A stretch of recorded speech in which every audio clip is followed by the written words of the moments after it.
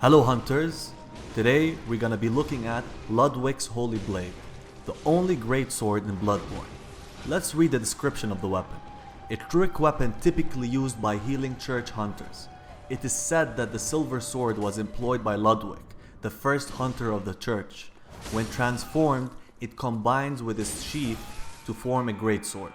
The healing church workshop began with Ludwig and departed from old German's techniques to provide hunters with the means to hunt more terrifying beasts and perhaps things still worse.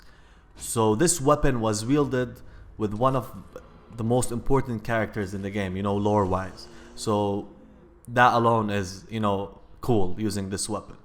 Now let's start with, of course, the technicalities of the weapon and how it performs in PvP, and of course it reflects at the same time PvE, but using these weapons against humans is the most challenging thing. So that's why I show it in PvP. Let's start by the requirements of the weapon. It requires 16 strength and 12 dexterity, or I mean skill, 12 skill. And it has B scaling in strength and dexterity. Damn man. B in strength and B in skill. And it has A in arcane. Of course, if you still don't know, if you realize almost every weapon, or I think every weapon has a scaling for arcane. But this doesn't work unless you put a blood gem that transforms the physical damage to arcane. So you can just, not go arcane, and that scaling doesn't make a difference if you go in physical damage. So this weapon is either a quality weapon for physical damage, or you can go arcane. Both ways, it's very good. Very, very good indeed. So if you're a Dark Souls fan, or you were in my channel since Dark Souls, or if you're a newcomer, you should know that this game, they really took a different path when it comes to how weapons, work. And actually it's very cool. So let's start with, the things that you can do with this weapon. Of course, you can switch between a long sword and a great sword on the fly by pressing L1. But let's talk about the interesting things that wasn't even available in Dark Souls, and that is 4-hit combos. 4-hit combos wasn't in Dark Souls 2. I think the most you can do is 3 hits. Maybe I'm wrong, but that's what I remember, and I covered Dark Souls 2 I think extensively, so I hope I'm not wrong. So you have, of course, a lot of combinations, a lot. That's why the melee in this game is unbeatable, man, unbeatable. So let's start. You can do with the greatsword. Let's start with the greatsword. The greatsword, you can do a 3-hit combo with the R1s. So 3-hit combo with the R1s. You can do also 1-hit combo with the normal R2. Normal R2, you're just gonna do that thrust attack. However, if you charge the R2, so if you hold R2 down and you charge that attack, you can do a second attack. And actually, it's one of the perfect attacks I've never seen utilized, because it's a very good bait.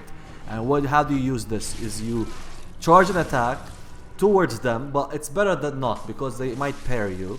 And as soon as they close in, you press that other R2, and it's like a knock, like they knocks them down, like you hammer them in like a nail. I'm not joking, and it does like 700 freaking damage. So keep that in mind. And then of course, when you're holding the weapon with 2 hands, you can use the L2 button. And the L2 button has a 4-hit combo. And that is nice. I like that, really, it's cool. However, the first 2 or 3 attacks are a bit slow, and they're vertical attacks. So you have to be accurate if you want to use them. And they are much more useful in PvE, in my opinion. However, you can still use them in PvP, of course. And of course, then you have, with the greatsword, you have the backstep R1, which is a push with your weapon. It's a push, you push with your weapon. And by the way, it does damage, but not that much. But when I first saw it, I was like, what the fuck, this is not good, man. I don't like it that much. However, if you get that hit, you can get another guaranteed hit. So keep that in mind. It's fast, and the weapon is a bit slow. Not very slow, it's a bit slow. So what you can do is initiate that attack, which is fast, and get another R1 guaranteed. I didn't try an R2, maybe you can get an R2, you can try that yourself. And then of course you have the backstep R2, which we never had in the Souls games. I didn't use it that much because I'm not used to it, but it's good, because it's vertical. I don't know how to describe it, but it's very good, guys, very good. The rolling R1 is normal, it's like the normal R1, it's very similar, still good. And this greatsword, when it's a greatsword, what's amazing about it is the range with the horizontal sweep, you can catch people while they're dashing or quick stepping. So that is extremely good. So if they were running away, you can still press that button and it's very hard to iframe through. It's possible, but it's hard. That's why this weapon is very popular in this game. And of course, without even mentioning that, it looks super cool. Like, man, this, like, there's no greatsword that looks better than this greatsword in any Souls games, in my opinion. Of course, this is subjective. And then of course we have the running attacks. You have the running R1, and then the new cool thing, the running R2. The running R2 is the vertical one, the running R1 is the horizontal one, and you should know when to use which. PvE wise, the running R2 is extremely good because it stuns much better, especially, you know, these enemies with a bit of poise. And it does more damage but consumes more stamina, and it's a vertical attack. And now let's start with the longsword. The longsword has 4-hit combo for the R1s, which is amazing. I like 4-hit combos. I don't know why I keep mentioning that, but because I think that will set the standard, I hope, in the future for weapons in the Soul series and Bloodborne, if we get another Bloodborne. But you have the 4-hit attack, you have an R2, which is a thrust, but there's no other attack other than thrust even after you charge. However, the backstep R2 and the running R2 are thrust attack, and they are better because they have range. However, they're a bit slower than the normal R1, which is a horizontal attack. So with time, you know which one to master and when to use each hit, you know, at the appropriate time. So I think that's all about the weapon. Yeah, and of course in the end we have the switch attack. That's what I'm gonna call it. And that is when you switch, press R1 with a long sword and press L1 and switch to the great sword, and vice versa. And definitely going from the great sword to the long sword, so pressing R1 with a great sword and then pressing L1 is the better one, because you hit with your great sword and then you switch to the long sword. However, when you switch from the long sword to the great sword, it does a vertical, very slow attack that can be punished, which is, you should avoid that one. You should avoid it. Like, I parried so many people doing that, and it's just slow, and you can do it by mistake, so watch out. And if you know what they call this attack, please mention it, because I don't know. I'm gonna call it for now the switch attack. Now let's start with the more opinionated part of this review, weapon review, and what I think about this weapon.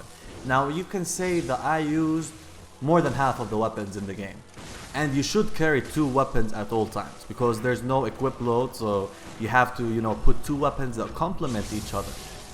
But I can say this one is one of my favorites until now. Of course I can change my mind, but I love this weapon. I love this weapon, and it's very practical, and that's why it's popular. First, as I said, it looks magnificent. That's all I can say. And the range is very good, and for a great sword, and looking at past games, Dark Souls games, it's very fast. It's fast. And with when you dash, when you quick step, and you like the running R1, let's say, or the R1, it is fast. And some people actually, I don't know if it's for blood gems or for whatever reason, they can like take half of my freaking HP with just one hit. And if you get somebody with a charge attack, well, you can one-shot them sometimes. It's actually funny, like you can do 1300 damage with that. But of course, this game is very fast-paced and it's difficult to do that. That's why you should, you know, act like you're running away and then do it, or something like that, you know. But as I said, you always have to have 2 weapons with you to complement each other. For the damage, the weapon, as I said, when you go, like, I'm not fully optimized. I'm not level 100. I saw people that using the arcane. It seems that the arcane version maybe is a bit better. I can't confirm that, but because I saw an arcane build and I talked to that guy, and it did loads of damage, guys. Like 1 hit, and I was just 1 hit away to die. But in general, all weapons in this game, they do a lot of damage in general if you optimize them. And of course, I talked about that in my last video, and I'm going to talk about it again. When you have an optimized build and you're doing PvP, it comes down to, let's say me, I'm SL 100, you're SL 100. What does it come down to? Of course, first of all, skill, maneuvering, experience, and all that. And of course, assuming that we all have the same, well, you know, upgraded weapons, you know, top plus 10 weapons. But it comes down to blood gems. And blood gems, the rare ones. Now there's an easy way to get a very good one, which is in the same area where I am now, which is Nightmare of Mensis, I believe it's called. I'm very bad with names, so I think you already know that if you're a subscriber. But yeah, you know these enemies with a big head, you know, with the brains that sing and that terrifies all of us when we see them, the one that frenzy the shit out of you. Yeah, these ones, when you kill them, there's a chance that you can drop a 19.5% blood gem physical damage, and that's the easy, quick way to get blood gems. Put it with your weapon. And 20%, let's say there's just one gem slot, although there's 3. That is a lot of extra damage. And now, if you go for chalice dungeons, which I did, you can get very rare ones that do even more than that. So when you add, like, for example, 25% more damage, 20% more damage, and another 20% more damage, for example, that is a huge boost. Because percentage over percentage, it's just a huge boost. It's not a flat, you know, increase. It's a percentage. So as I said, it's very important when you want to go PvP. That's what's gonna set the standard. Because some people just get two-shot me, and I'm sure that they have a blood gem. And of course, because usually like 99% I'm the invader.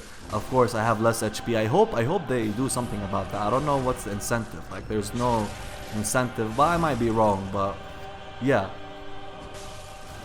Now, as for the disadvantages of this weapon, it's definitely one of the easier weapons to counter shot and get a visceral attack on. Definitely. Because it's very predictable. There is a very good opening between attacks, especially between the first 2 R1s or the second and the third R1. It's extremely easy to get a visceral attack.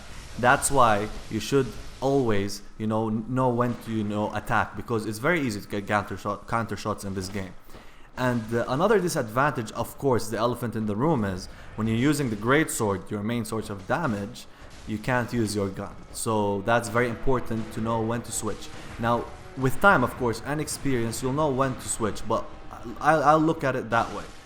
You use the greatsword for the main source of damage, and you use the longsword to finish off your opponent. Especially that when you want to finish your opponent, the likelihood of your opponent healing is extremely high, and that's a chance to pop that shit and get a visceral attack, because it feels damn good, man, when you do that.